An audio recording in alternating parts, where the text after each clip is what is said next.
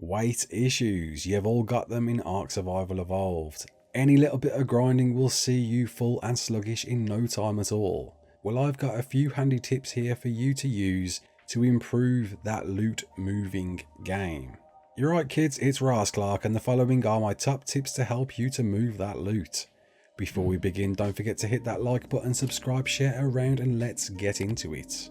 So to state the first obvious one, Dino reduction weight. There's a lot of them out there. The Anki, I'm sure you know, offering an 85% reduction in metal. The RG also offering a 50% reduction in metal and ingots as well. But did you know there are so many more other dinos like the Ravager, possessing a 50% reduction on so many items like green gems and crystal as well.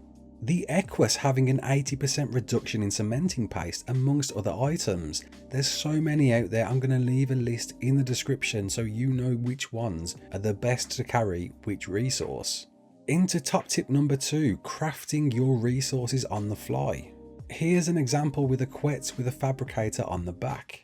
Whilst I'm out mining obsidian, which I'm going to craft poly with. So why not craft it on the journey back home? Meaning the weight is going to be reduced by 70%, with poly weighing a lot less than obsidian. Another example, the beaver, an early tame to hit stone tier. So why not build those stone structures on the fly on the way home? The magma, for those of you that have got them, not only is great for harvesting metal, but can also smelt it on the fly. Meaning you'll have changed some of that metal to ingots in no time at all. So you're in base and you want to move your heavy resources from one place to the other, but it's just in arm's reach. Well, with a bit of timing you can jump and access the inventory of the place you want to move the items from, giving you that closer gap on where you need to take them. It takes a bit of practice, but once you've done it a few times it's pretty simple to do, saving you a little bit of time going back and forth. So here's a similar scenario, you've got back from your metal grind with your Anki full of metal. But moving it from your Anki to your forge is going to take a long time, as you're going to be taking out little bits at a time and walking it back and forth.